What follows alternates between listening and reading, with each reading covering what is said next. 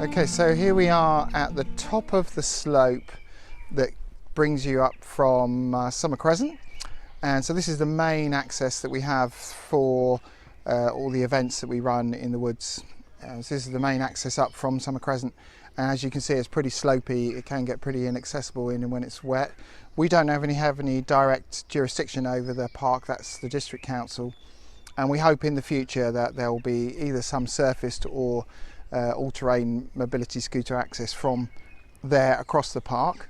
But up to this point, which is where the town council management take over, we have an agreement with them that we are going to, and very generously so, they've agreed that we can put some surface pathway along here. You can see that this track, this informal track behind the Summer Crescent houses, actually generally gets pretty overgrown, and so somewhere just off to the side we anticipate having some surface pathway that will get anybody who's been delivered to the top of the park slope into here, either with a self-propelled or a motorised wheelchair mobility scooter. But of course, part of the aim of this project is, by aiming at wheelchair accessibility, that means that anybody who uses a stick or who's got balance issues or is visually impaired or has got a pushchair, they can also access this pretty much all year round. So we're really excited about that, because as you can see at the moment,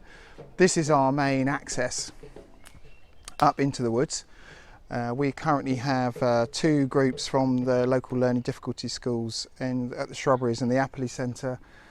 This is our main way in. You can see it's pretty rough, got lots of trip hazards in it. And what we are hoping to do, what we're planning to do, should I say, is we are going to build a zigzag ramp. It's essentially a 30-metre ramp, and you have to use your imagination. It's going to be across this slope here. Okay, so we're somewhere close to the bottom of the slope, the ramp now, and just up here where you can see this fallen log, that's where the top of the ramp is going to arrive.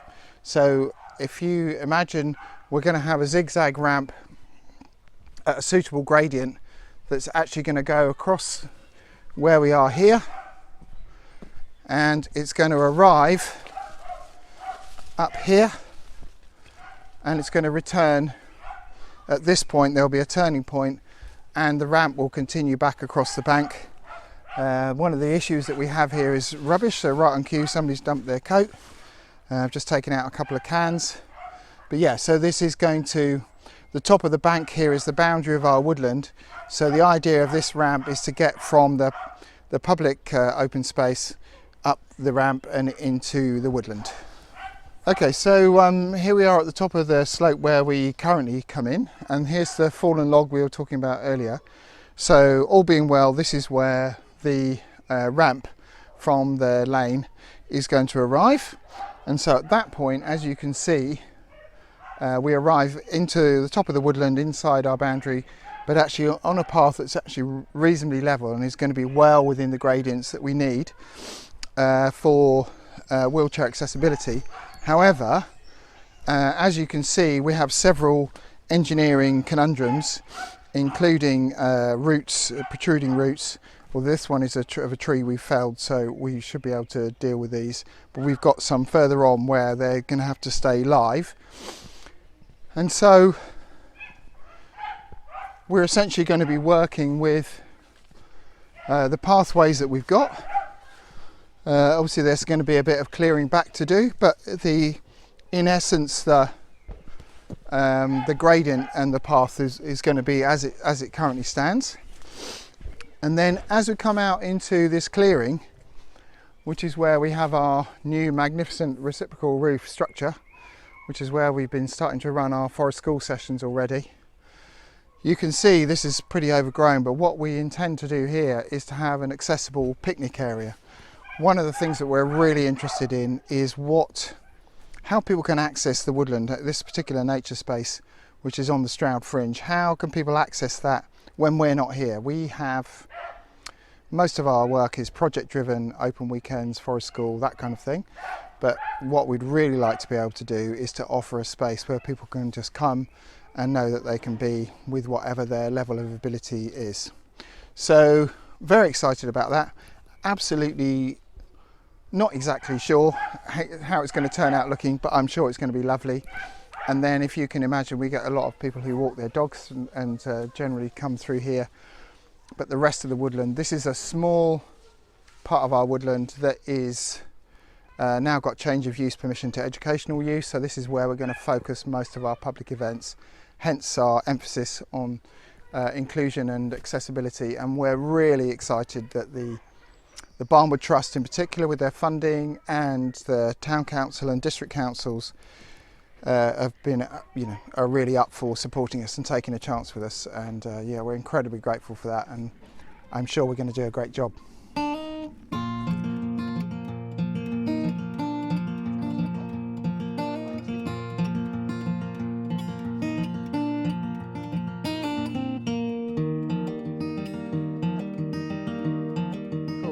Okay, so here we are back at the fallen log. So we're now back at the top of the ramp that's going to be coming back across the bank, and we're now at the top of the slope where we currently come in, and the path is going to continue along here and is going to end up with a turning point in this area. I appreciate for people might be looking at this and thinking we have no idea what we're doing. We've got a small amount of sapling moving to do, but in here is going to be where there's going to be an accessible compost toilet. So the people in wheelchairs with pushchairs will be able to roll into an entrance on the other side. This is more or less where our education area finishes and comes back round. And then with a bit of careful digger work, we'll be returning up onto this upper path here. One of the, I guess one of the tipping points in this project, one of the key bits of inspiration was a visit we had from All Sorts. And of the two leaders that came, one had a visual impairment and one had cerebral palsy, so he had a lot of issues with his balance. And they both found that it was this particular section, they found this particular section really challenging. It's quite hard to see in the dappled light, it's quite hard to see what's happening with your feet. And so what we really imagine is so this is not necessarily just to do with wheelchairs, what we can really imagine by opening this up and making this look and feel more accessible, then it actually opens it up to a whole range of user groups and individuals that are currently not going to attempt it. And we know from our experience that much as we love our trees and our woodland, it's not everybody's cup of tea. And so one of the parts of that is also we're trying to demystify some of the kind of mythology, I guess, around woods and trees. So this is not, you go back to things like Red Riding Hood, and where's the wolf for the wool? We know there's no wolves out here, but nonetheless, being out in the deep dark woods is not everybody's cup of tea. So one of the things we really hope from this point of view is that we'll invite a whole load of people into this space that currently probably wouldn't be up for it. So the pathway is going to continue along here. Again, it's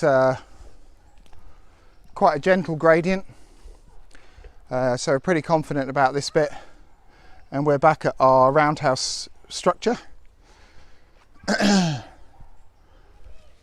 And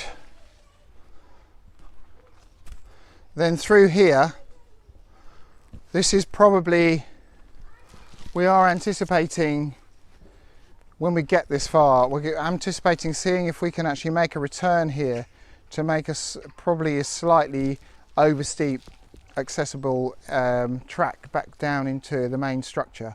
But that's rather dependent on what we find when we get here. Underneath here, we have very little soil here. Mostly what we have is rock underneath. It's Cotswold brash. So it does make getting level surfaces quite challenging.